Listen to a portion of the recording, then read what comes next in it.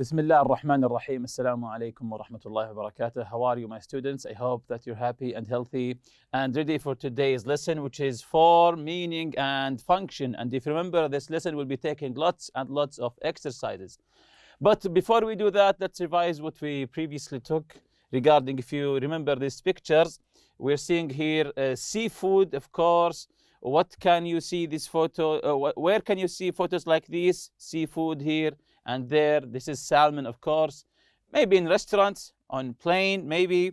Do you find the food appetizing? Why or why not? Of course, it's according to your own preference. Then we took some articles, too much seafood. If you remember the story here about some people ordering too much seafood and ended up going to the hospital, and the other one who went to the first class on the airplane, and he ate a lot of appetizing smells wafting my way from the galley, if you remember. Then he ate some pepper sauce that I had. It was served with truffles and baked baby potatoes. Then we took the writing corner here. We took some hints. We want to write an essay about a memorable event, to brainstorm and picture different events, occasions, and scenes. Make notes about the picture in your mind. Think about the reader, the audience. Know your audience. Check to make sure you would not offend anyone. Check if you don't check that you don't offend anyone in your essay. Focus on the people, the setting, the events, the feelings as required, and so on. So these are today's objectives for the form, meaning, and function, to differentiate between the count and non-count nouns. If you remember the nouns, there were two kinds: countable and uncountable, or as it says here, count and non-count. Express quantity, use would like, identify words connected with recipes, use sequence words. So let's begin the lesson here. Count and non-count nouns. So let's read it together here. Count and non-count. Count nouns name things that you can count. From the name itself, count nouns, which mean nouns that I can count.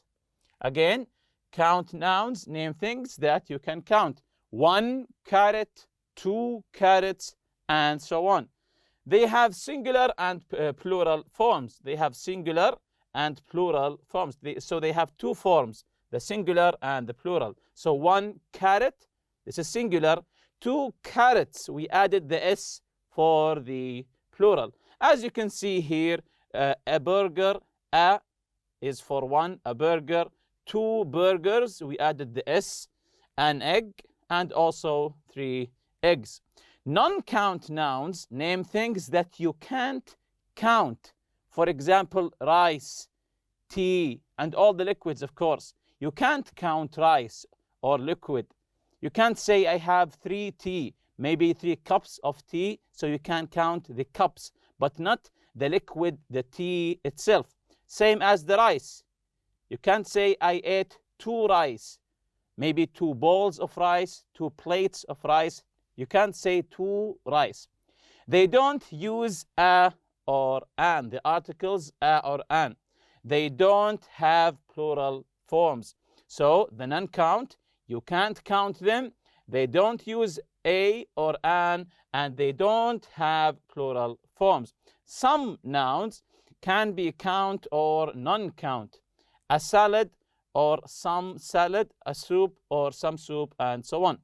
Look around in the classroom and add more examples of singular nouns. So imagine yourself in the classroom. When you see the classroom, can you tell some nouns that are singular, that are count or non-count?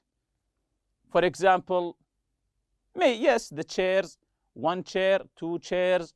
The table, 1 table, 2 tables. The light, maybe. So this is in the classroom, of course. Expression of quantity, some and any. So we'll be learning some and any. We use some in affirmative statements. What does it mean, affirmative statements? We don't use the negative form.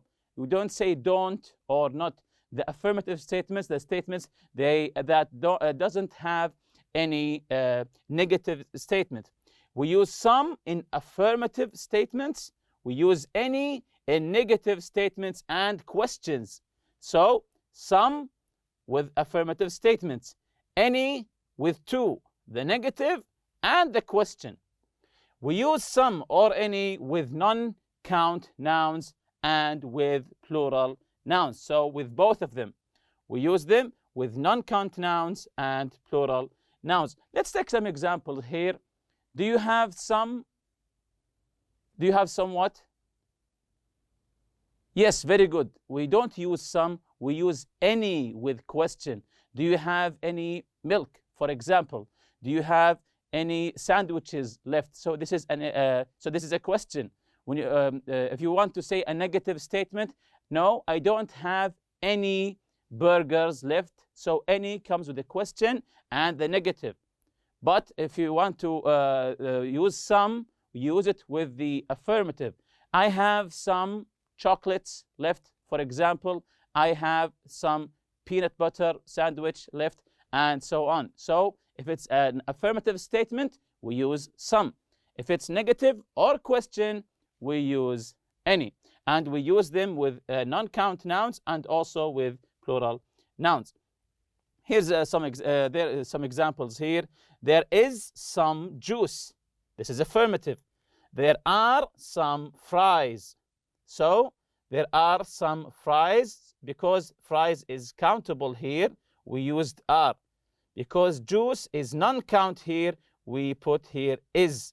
There is some juice. There are some fries. In the negative, of course, we'll be using any with both of them. There isn't any juice. There aren't any fries. And with the question, of course, we'll be using any again. Is there any juice? Are there any fries? Sometimes some is used in questions for offers. So sometimes, not all the time, sometimes, some is used in questions when you want to offer something. When you want to offer something. Do you want some pizza? Do you want some pizza? So this question is offer. You're offering someone to buy a pizza for him. Do you want some pizza? How about some coffee? So this is not a question. I know it's a question form, but it is an offer. Do you want some pizza? How about some coffee? And so on. So we use some with questions if it is an offer. We use the some in affirmative statements and any in negative statements and in questions. Is there any furniture in this classroom? So can you tell some furniture in the classroom, for example, using some or any? Using some or any, can you tell if there is or isn't any furniture in the classroom? Yes, let's take here, for example, there are some chairs and there aren't any beds, of course. There are some chairs, there aren't any beds. Would like, we use would like for preferences, something you like. Something you like, something you prefer. I would like some coffee. I would like a chocolate bar, for example. This is the question here. What would you like? Would you like some of the mustard on it? So, two questions here. What would you like? I'd like a steak sandwich. What would you like? I'd like. Of course, this is short for would here, the apostrophe D. I'd like a steak sandwich. Would you like some mustard on it? Yes, please. Or you can say, no, thank you. We use would like as a polite way to state a choice or preference. So would like is a polite way to tell someone what you choose. I would like some ketchup. I would like some chocolate. I would like some milk, and so on. So would like is a polite way to show your preference. Let's answer exercise A here. Complete the conversation. Use some, any, order, and would like. Some, any, order, and would like.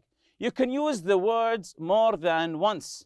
So you can use the words more than once, then practice with a partner. So let's read the conversation here. Umar, is this Gino's Italian restaurant? Tony? Yes, it is. This is Tony speaking. How can I help you? So you can notice here this is maybe a phone call. Umar, I want to some food for delivery. So I want to, this is an affirmative sentence here. There's no question mark here or nothing negative here. So I want to, yes, order some food for delivery. I want to order some food for delivery. Tony, what you? So we have two gaps here. What you? Yes, what would you like? What would you like? So you here is in the middle between would and like. What would you like? I'd like, so I'd like what here, number 3? I'd like minestrone soup and the lasagna bolognese. So what do we say here? Very good. I'd like some, because this is an affirmative sentence here. I'd like some minestrone soup and the lasagna bolognese. Do you have apple juice? This is a question. So do we put some here? Of course not. We use any, because any comes with questions and negative forms. Tony, sorry, we don't have juice. We don't. This is negative. So very good. Of course, it's any again. Would you like coffee? This is a question, but it's also an offer. He's offering coffee. So would you like some coffee? Very good. If the question is an offer, we use some. Yes, please, 2 cups of hot coffee. Anything else? Yes. Don't forget to include, very good, to include some garlic bread. It's so delicious. So this is an affirmative sentence here. Here's a fun fact for you. Italy is well known for its soups, pasta dishes, and pizzas. Bolognese is the most famous pasta and pizza. Margherita, the most popular pizza in the world, was first created in 1889 to honor Queen Margherita of Italy. This is a pizza made with the colors of the Italian flag. Tomatoes for the red color, mozzarella cheese for the white, and basil for the green color. Also here, the biggest pizza ever made was baked in Norwood, South Africa in 1990. The massive pie was 37.4 meters across and weighed 12,194 kilograms. That's really heavy. It contained 4,500 kilograms of flour, 1,800 kilograms of cheese, and 900 kilograms of sauce.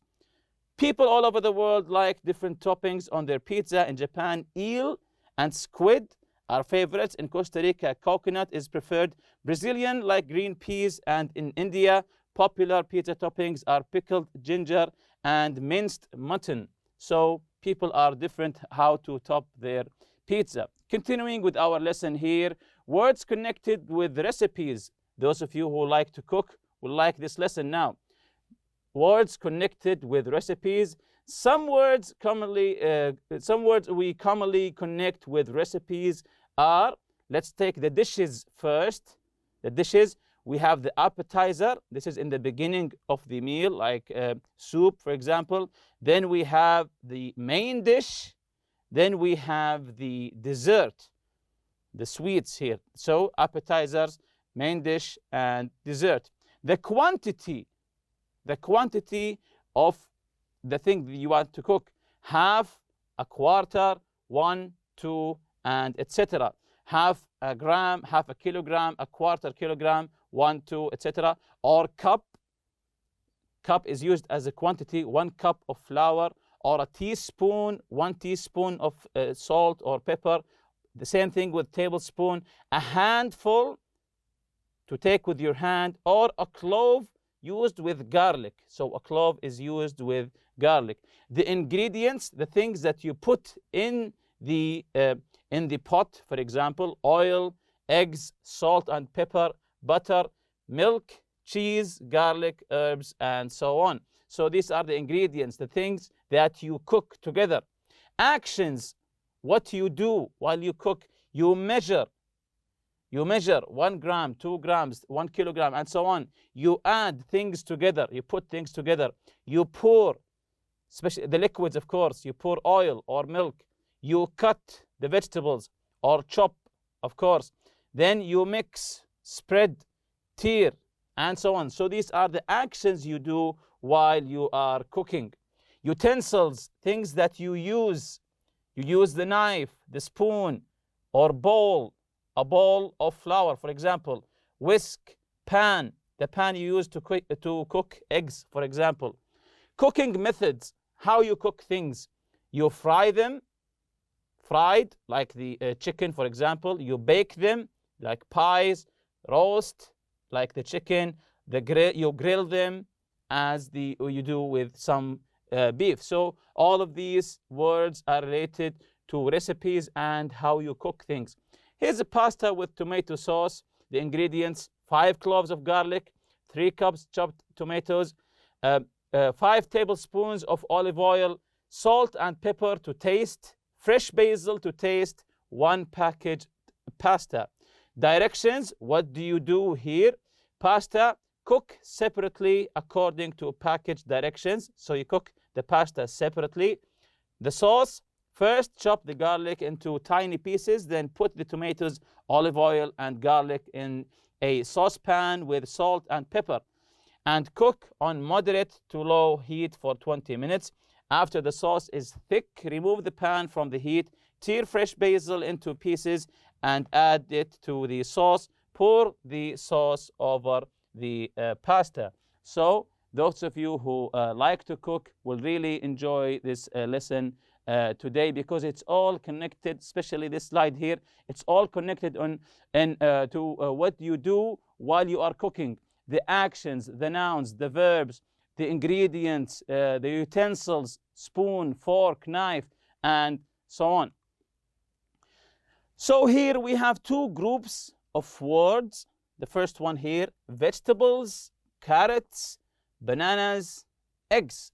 The second one: bread, seafood, milk, and fruit. How are the two words in each group similar? So in each group, the words are similar. How? How are they similar? How are the 2 groups different from each other? So vegetables, carrots, bananas, eggs. How are these words similar? Bread, seafood, milk, fruit. How are these words similar? So, do you know the answer? So let's look for the answer here. The words in the first group are count nouns. Notice the S here: vegetables, carrots, bananas, eggs. So they are count nouns. And the words in the second group are non-count nouns. Expressions of quantity, to tell the quantity: a few, a little, a lot of, much, many, enough. So with count and non-count here, this is the count and non-count. You need a few tomatoes. So with count we use few. You need a few tomatoes.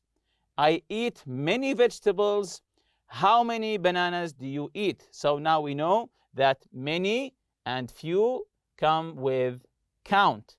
On the other hand here, non-count, you need a little cheese. Because cheese is non-count, we used a little. So unlike few, that comes with count, little comes with non-count. And instead of many, we use here much. I don't eat much bread. How much milk do you drink? So now we know that many and few comes with count nouns or countable nouns. Little and much comes with non-count nouns or uncountable nouns. Use a lot of and enough for both count and non-count nouns. So a lot of and enough comes with count and non-count. I eat a lot of eggs, but I don't eat a lot of bread. Notice here, eggs are count nouns, bread are non-count nouns, and both of them we used a lot of. So a lot of and enough, they both come with count and non-count. I don't eat enough fruit, but I don't drink enough water. So enough comes with fruit and with water. It doesn't matter if it's count or non-count. A lot of enough comes with both of them. Sequence words. Sequence words. First, then, after that, finally. Sequence words, when you want to tell how to cook something, first you put the pan on the fire, then after that, to tell the steps of something that you want to do. First you do this, then you do that, after that you do this, and so on, until you reach the final step, then you say finally. So it helps you if you want to make steps for something. Sequence words, first, then, after that, finally. First, you mix the flour and the eggs, then you add a little butter. After that, you put in a teaspoon of baking powder. Finally, you let it rise. So these are steps for cooking something here. Language builder here. Notice the importance of using the article a with a few and a little. We say a few, a little. So it's important to put the article a. Without the article, the meaning changes. For example, Joe eats a few carrots every day means that Joe eats 2 or 3 carrots every day. But when you say Joe eats few without the article a, carrots every day, means that Joe doesn't usually eat carrots. So the article a has a huge effect on the meaning of the word. Again, without the article, the meaning changes. If you say Joe eats a few carrots, it means maybe he eats just 2 or 3 carrots. When you say Joe eats few carrots without the a, it means Joe doesn't usually, as a habit here, doesn't usually eat carrots. Sequence words, first, then, after that, finally. First, you mix the flour and the eggs, then you add little butter. Of course, we mentioned this earlier. Language builder here, another one. In writing, we use the comma after the sequence words and expressions that begin in the sentence. The sequence word then can be written with or without a comma after it. However, then is used with a comma when it precedes a summing up. So when it precedes a summing up, the then is used with a comma or conclusion sentence. Then, notice here the comma, then you're saying you don't want to go. So use the comma if you're concluding something.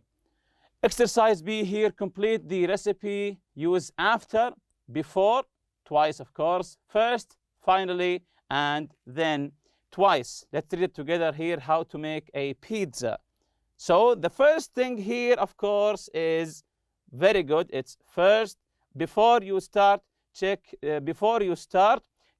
that you have all the ingredients. Before you start, check that you have all the ingredients. So the first step here, put 3 cups of flour. So we say, yes, then put 3 cups of flour, 1 teaspoon of salt, and 3 teaspoons of baking powder into a bowl. Number 3 here, add half a cup of milk. So what do we say here? Yes, first, add half a cup of milk, 1 tablespoon of margarine, and 1 egg to the ingredients in the bowl. And mix them well to make the dough. So you want to make a dough here. Number 4, yes, after you have made the dough, let it stand for about 30 minutes. Number 5 here, you spread the dough. Very good. Before you spread the dough, make sure it has risen enough. So before you do something, make sure about something else. Before you spread the dough here, make sure it has risen enough. Number 6, spread it evenly on the pan using your fingers. So this is the next step. So we say then spread it evenly on the pan using your fingers. Number 7, you cover it with cheese and tomato sauce and let it bake. So number 7 is, yes, finally, because this is the final step. Finally, you cover it with cheese and tomato sauce and let it bake in a very hot oven for about 30 minutes. It serves 3 people. And with that, we reach the end of this lesson. See you next lesson إن شاء الله. سبحانك اللهم وبحمدك أشهد أن لا إله إلا أنت أستغفرك وأتوب إليك. السلام عليكم.